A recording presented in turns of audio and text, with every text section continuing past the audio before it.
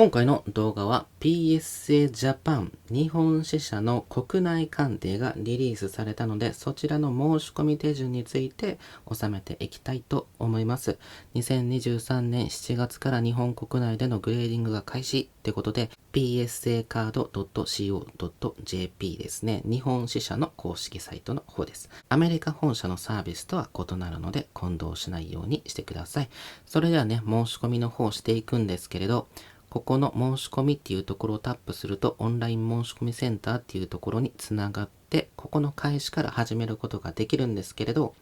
初めて PSA 鑑定を利用される方はアカウント登録済んでないと思うので、この申し込みか開始っていうところを押した時にメールアドレスをね、要求されると思うんですよ。そしてメールアドレスを入力するとパスワードとか自分で決めて、次のページに行くと認証コードっていうものが入力したアドレス宛てに送られてきますので、そのメールの内容に従って認証を済ませるとアカウント登録が完了します。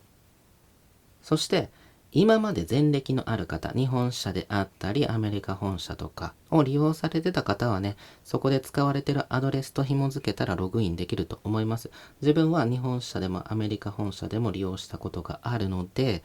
そのね、メールアドレスとパスワードとっていうのを入力したらね、そのままログインできたので、それでは申し込みページに行きます。ここがダッシュボードって言われるオンライン申し込み受付センターですね。そのトップページになります。アメリカ本社とかだとね、ダッシュボードとか言われますけれど、そしてこの新規っていうところから始めていくんですけど、その前にこの作業中って書いてるところが履歴ですね。これね、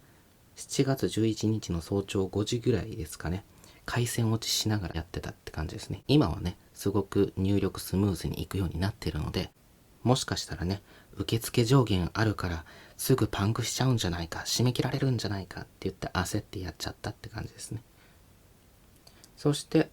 この下のところに最近お申し込みの履歴1ってありますよね。自分が申し込んだやつです。ここの下に注文番号が書かれてるんですけれど、もし印刷忘れた方とかがおられたら、ここの注文番号の青いところをタップしたら注文印刷ページに戻れますので、注文確認ページに戻れるので、そこから注文書印刷することができます。そして注文が複数ある場合ね、いくつかのプランで注文をして複数の注文がある場合はパッケージラベルっていうね、提出 ID ラベルっていうものが今回から日本支社でも導入されたので、段ボールのね、外側にパッケージラベルを貼る必要があるんですね。図で表すとこんな感じのやつですね。こういう感じのやつがあるので、テープとかで隠れないように、バーコードが隠れないように外側に貼るっていうことをしなきゃいけないんですけど、複数注文がある場合はこのラベルをね、一つにまとめるっていうことが必要なので、さっきのね、最近完了させた注文履歴ですね。そこから注文のまとめるやつを選択して一つにまとめるってことができると思うんですよ。アメリカ本社の方だとそういう感じになっているので、そしてそこで発行した新しく作ったラベルを印刷して段ボールの外側に貼るっていうことになると思います。それではね、新規の受付をしていきましょう。アイテム種類を選ぶということで、アイテムタイプを選ぶですね。トレーニングカード、通常のカードより大きなトレーニングカードって書いてますね。T3 とか。これはね、ジャンボカードとかですね。ポケモンカードの。これポケカジャンボですね。これポケカジャンボ。チョコモナカではないんですけどね。こういうのが大きいサイズも送れたりするので、この日本版のジャンボカードは146の203ぐらいだったかな。それぐらいのサイズだったらね、提出できたりするので、そしてポケモンコインっていうのは、ポケモンカードゲームのトスコインですね。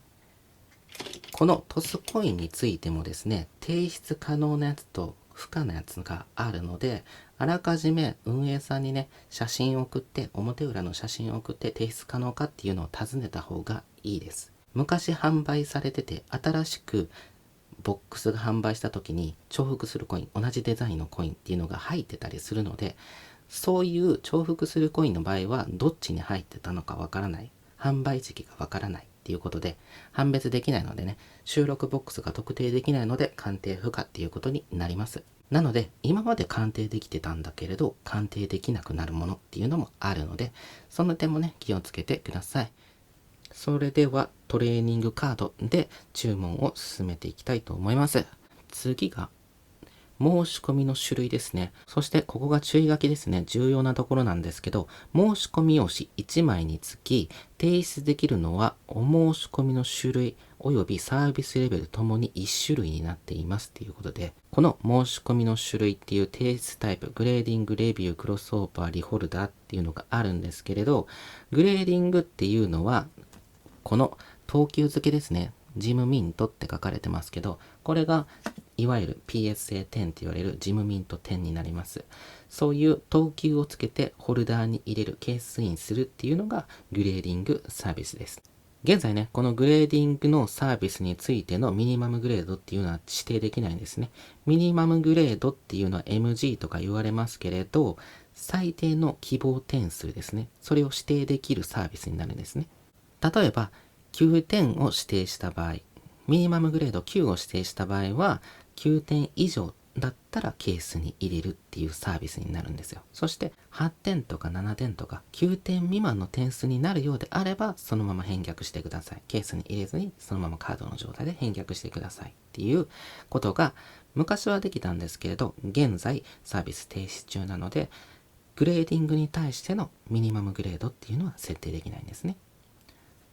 そしてクロスオーバーっていうのにもミニマムグレードは指定できるんですよ。クロスオーバーっていうのは他社のホルダー、鑑定済みのホルダーから PSA ホルダーに入れ替える。再鑑定してね。PSA で再鑑定して PSA のホルダーに入れるっていうサービスになるんです。例えば CGC とか BGS の鑑定済みのホルダーから移し替えるっていうことができるサービスになるんですけど、そういう場合にクロスオーバーでミニマムグレードを指定することができます。クロスオーバーについてはね、ミニマムグレード現在も指定することができますので、9点を指定したら9点か10点の時にケースから出して入れ替えることができます。そして8点、7点とか9点を下回る場合ですね。そういう場合はケースから出さずに CGC ホルダーのまま返却されます。そういうサービスになるんですけど、注意事項として PSA 鑑定におけるクロスオーバーの注意点はですね、同点までしか指定することができないっていうことですね。例えば CGC 鑑定で9点取ってたとしたら、9点までしか指定することができないんですね。10は指定できないってことです。もし CGC で10点取ってたら PSA でも10点指定でクロスオーバー希望することができるんですね。10点の時だけ入れ替えてくださいっていうのはできるんですけど、9点で10点を指定することができないっていうことですね。この基準もね、現時点のものなので、今後変わるかどうかっていうのはわからないですけれど。そして、レビューっていうプランは PSA のグレードが希望より低かったカードが対象。そして、それが納得いかない点数だった場合、例えば9点で返却されて、10点取れると思うんだけどなっていう感じで再提出するっていう感じのプランになります。なので手元のホルダーの点数が納得いかないっていう場合に不服申し立てみたいな感じでね、利用するサービスになります。グレードは基本的には下がりません。レビューで提出したやつは基本的に点数は下がりません。保管状態が悪くて再鑑定の必要があるっていう場合にはね、下がる可能性はあるかもしれませんけど、原則下がらないっていう基準なので、上がるかそのままかっていう感じですね。あと、レビューの証明番号ですね。PSA ホルダーってここに証明番号書かれてるんですけど、証明番号についてはケースを入れ替えた時であっても、証明番号は引き継がれます。そして、リホルダーサービスですね。リホルダーサービスっていうのはケースを新しくするプランです。ケースがちょっと傷ついてしまったとか、外側傷ついたから交換したいとか、ラベルがね、今10世代ですけれど、11世代になった時とかに、ラベル新しくしたいからリホルダーサービスで新しくしてもらうっていうことができたりするんですよ。そういうのがリホルダーのサービスになるんですけど、リホルダーについてもね、証明番号が引き継がれます。このレビューとリホルダーは PSA 鑑定の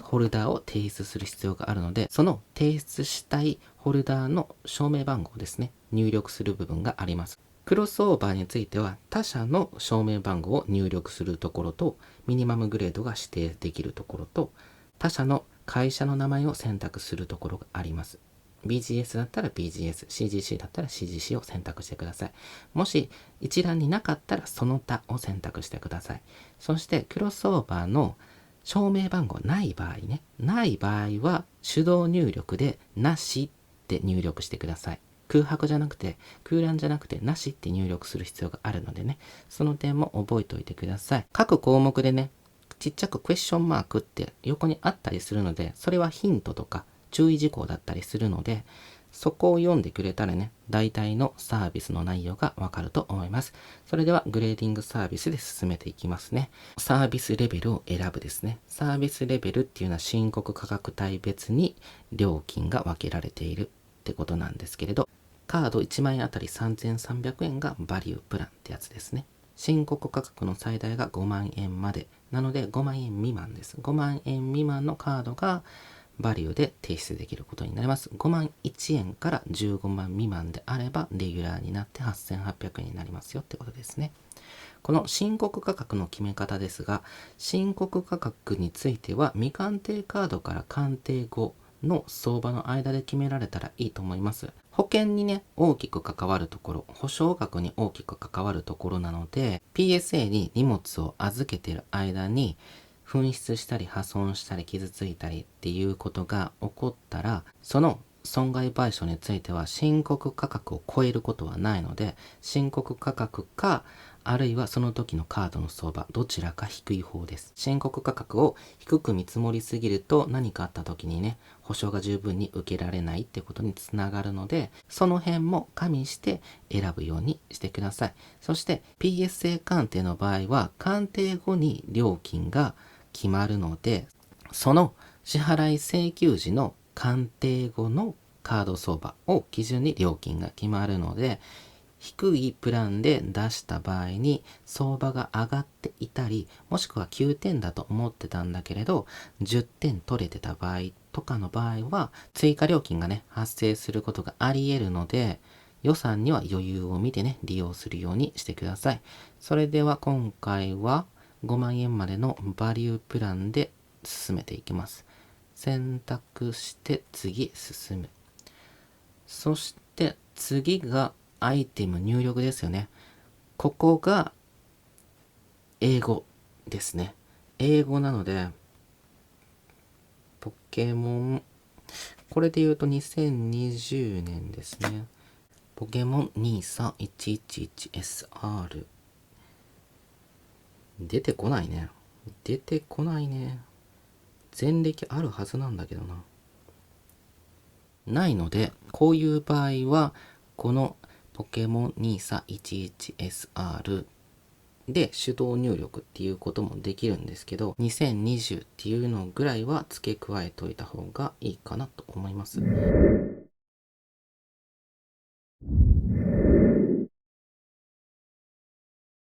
そして手動入力っていうのを押すと、枚数ですね。これは同一カードがある場合は、ここの枚数を増やします。2枚同じカードを出すのであれば2、3枚同じカードを出すんだったら3です。そして合計って書かれてるので、この申告価格っていうのは、この枚数の合計になります。1枚あたり1万円だとしたら、3枚同じカードを提出するんであれば、ここは合計3万円になるので、3万円って入力する必要があります。これ3万って書いてドルだったらどうしましょうと思ったりしますけど、円なので大丈夫です。ここを保存したらおそらく円って出てきますよね。あ、出てきましたね。円って出てきますね。なので保存するとこの下のアイテムリストにどんどんリストが上がっていきますので、もしね、入力ミスったりいらないなって思った時は消してください。このゴミ箱マークをタップすると削除することができます。アイテム削除されました。元に戻したかったら1回タップすると戻らないじゃないですか。あ、戻りましたね。日本語入力ね、することもできます。このクエスチョンマークを押すと、この欄に英語で入力すると、データベースからね、リストアップされるんですけど、新しいカードであったり、出てこなかったり、っていうことがあるので、そういう場合は日本語で入力することができます。アメリカ本社の場合は手動入力も英語入力しないといけないんですけれど、日本社の場合は該当するアイテムが見つからない場合は、カード番号、カード年、発行年ですね、発売日とか、カード名、タイトルとかですね、日本語で入力して追加することができますよっていうことで、追加していくと、手動で入力すると2020年のポケモンカードゲーム、ポケモンカードゲーム、仰天のボルテッカー、ルリナ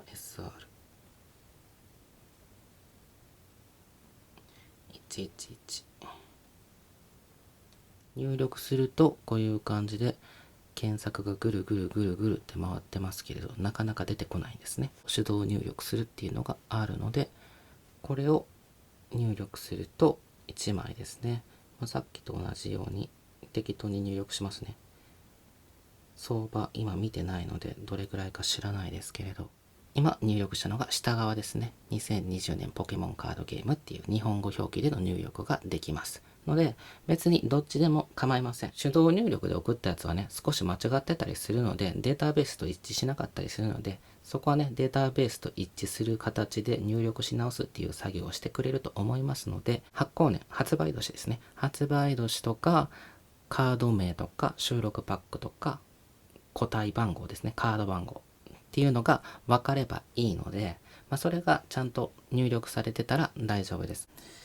さてと、このコメント欄については何か運営さんの方に自分から依頼することとか注意書きがあるのであれば書く必要があると思うんですけど、基本的にはないと思うので、特に書くことがなければ空欄で大丈夫です。それではね、とりあえず次の支払いに進むのページに進みたいと思います。そして次のページは発送と支払いになります。返納先の住所っていうところで住所入力するところがあるんですけれど、その住所の入力言語ですね。入力言語は日本語で大丈夫だそうです。カスタマーセンターに問い合わせたところ日本語で大丈夫だよということでしたので、日本社の国内鑑定に関してはこのオンラインフォームに関しては日本語で大丈夫ってことですね。そして電話番号ですね。電話番号に国、地域って書いてますけれど、これは国際番号って言って黒板ですね。日本の国際番号がプラス81なので、そして通常の電話番号を国際番号に変えるときは090だったら頭の0が取れて90から始まるようになるんですね。なんですけれど、日本支社なので090で打っても大丈夫だと思います。正確な情報が知りたい方はね、運営さんの方に問い合わせていただけたら回答いただけるとは思いますけれど、ここが90とか80とか70とかであっても、黒板対応型のね、電話番号であっても、そんなにトラブルにはならないと思いますけれどね。日本支社のスタッフの方なので、分かってくれるとは思うんですけれど、それでは支払い方法ですね。クレジットカードとデビットカードが使うことができます。国際ブランドがついたやつですね。そしてコンビニ決済と銀行振込っていうのができるようになりました。以前の日本支社経由でアメリカに提出するっていうサービスの場合はペイパル経由じゃないと支払えなかったんですけれど、国内鑑定の導入に伴いクレジットカード、デビットカード、コンビニ決済、銀行振込ができるようになりました。そしてこのクレジットのところを押すと自分はもう登録しちゃってるので番号が出てきちゃうんですけれど、口頭で言うと別のクレジットカードで支払うっていうのが項目が出てくるんですね。そこをタップすると新しいカードを追加するっていう項目が立ち上がりますので、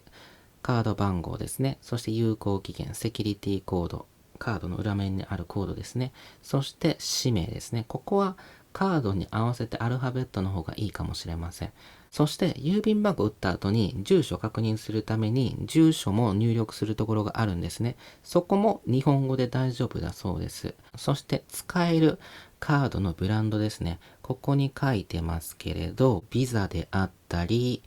マスターカードであったり、アメリカンエクスプレスであったり、ディスカバーであったり、ディナーズクラブであったり、JCB であったりっていうのが対応しているカードなので、クレジットカードとかデビットカードで支払いされる方はカードの追加が必要になってきます。コンビニ決済の場合はね、支払い可能な場所としてファミリーマート、ローソン、ミニストップ、セイコーマートですね。そういうところが支払い可能なコンビニとして選ばれていますね。そして銀行ですね。銀行については当座預金、事業とか会社とかされてる方だったら当座預金あるかもしれませんけれど、普通はね、普通預金口座になるので、そちらから銀行振込っていうこともできますってことですね。そして返送先の住所であったり、電話番号であったり、支払い方法ですね。の選択が済んだら、申し込み内容の確認っていうところをタップして次のページに進んでください。次のページはね、確認ページになるので、今まで入力してきたやつがダーッと表示されてますので、何か訂正箇所があったら修正するようにしてください。そして修正がなければ、利用規約に同意するところがあるので、そちらに目を通してチェックして、申し込み完了になります。完了すると、注文確認ページっていうね、印刷ページになるので、そこにパッケージラベル、提出 ID ラベルであったり、注文書であったり、送り先ですね。PSA 日本支社の宛先ですね。送り先の住所が書かれてますので、最新の住所を信じるようにしてください。鑑定先もね、事業拡大に伴って住所変更されることもあるので、常にね、最新の情報っていうのを信じるようにしてください。そして注文完了すると印刷するんですけれど、いくつか注意点があって、複数注文するときはパッケージラベルをまとめるっていうことを忘れないでください。そして、あと言っとかないといけないことはですね、これはアメリカン本社の方の申し込み用紙なんですけれど、大体似たような申し込み用紙になっているので、これで代用しようと思います。日本支社のね、注文書はね、これみたいに隠してないので、隠してる方でやっていこうと思います。注文書のね、見出しとかはほとんど同じですね。日本支社のやつだったら、PSA レギュラーサービス用申し込み用紙お客様控え PSA コピー1 PSA コピー2アイテムリストっていうのがあるんですね。あとは段ボールの外側に貼るパッケージラベルっていうのがあります。そしてアメリカ本社の申込書もね、レギュラーカーズ PSA サブミッションフォームっていうことで、レギュラーサイズカードの PSA の申込書っていうことで一緒なんですね。書いてることは。PSA コピー1、PSA コピー2、そしてアイテムリスト、そしてパッケージラベル。もちろん混同はしないでください。アメリカ本社のサービスはアメリカ本社の公式サイトからアメリカに提出するサービスなので全く異なるのでね、この注文書を日本支社に送れませんし、そして日本支社のやつをアメリカの方に送れませんので、そこは混同しないでください。ただ、ここをね、説明するためだけにね、注文書を出す必要があるので、ここは何かっていうと、日本支社の方で言うと、何が書いてるかっていうと、パッケージ情報、提出する申し込み数と、今回提出するアイテムの総数、すべての注文って書かれてるんですね。こっちがすべての注文。ここが申し込み口数。申し込み口数っていうのは、申し込み書、注文書の数です。例えば、レギュラープランとバリュープランと1つずつ作って注文書が2つある場合は、ここが2になります。今やってきたみたいに1つの注文書だけだったら1になります。そしてアイテムの総数ですね。注文書すべてのアイテムの総数です。なので注文書2つある場合はその2つ分のアイテムの数を書いてください。カード10枚になるんだったら10になります。そしてカードが5枚だとしたら5になります。ということで、こちらには注文書の数、こちらには全部のアイテムの数を書くっていうことを忘れないでください。日本社の国内鑑定のオンラインフォームに入力できるんですね。日本社のオンラインフォームの注文を完了すると、こういうのが映ってる画面があるので、そちらに入力することができるんですね。PSA コピー1と PSA コピー2、両方同じやつを書く必要があります。オンライン申し込みフォームであれば、どっちかに入力したらもう一個のところも同じ数字書かれるようになってるんですけれど、一応念のために自分で目視で確認するようにしてくださいね。両方入力が反映されてるかっていうところは目視で確認するようにしてください。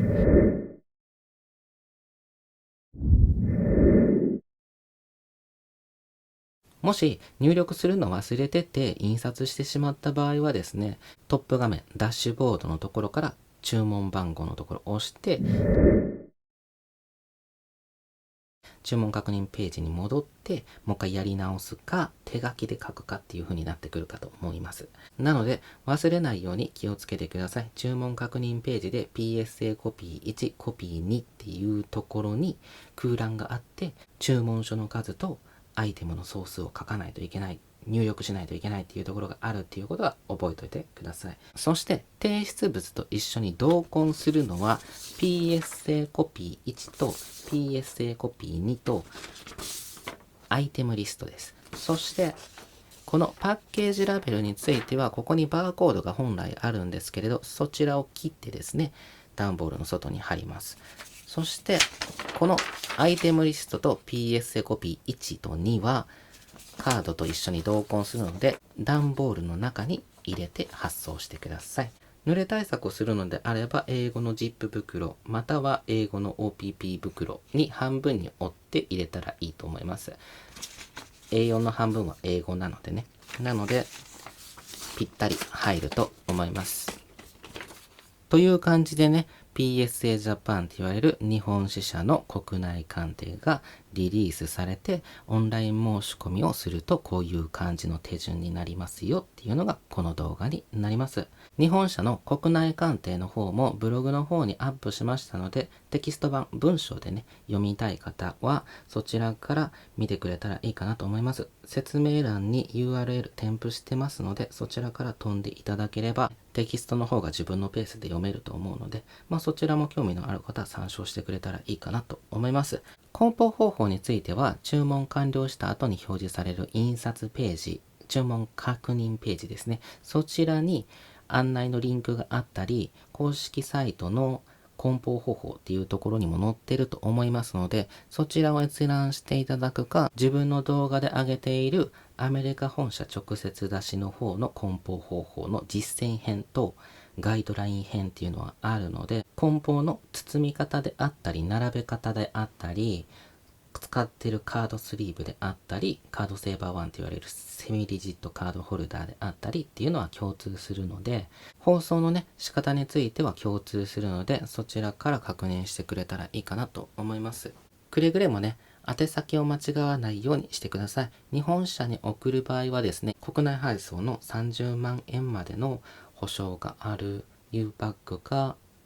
大和宅急便かっていうところにはなってくると思いますけれど、それ以上の保険が必要な場合は貨物保険とかそういうところのサービスがあるらしいので、自分は使ったことがないので説明することはできませんけれど、高額カード提出される方はね、そういうのも調べてみて、自分にとってね、リスクを下げて安全な状態で利用できるようにいろいろね、情報収集してみてください。ということで、ご視聴いただきありがとうございました。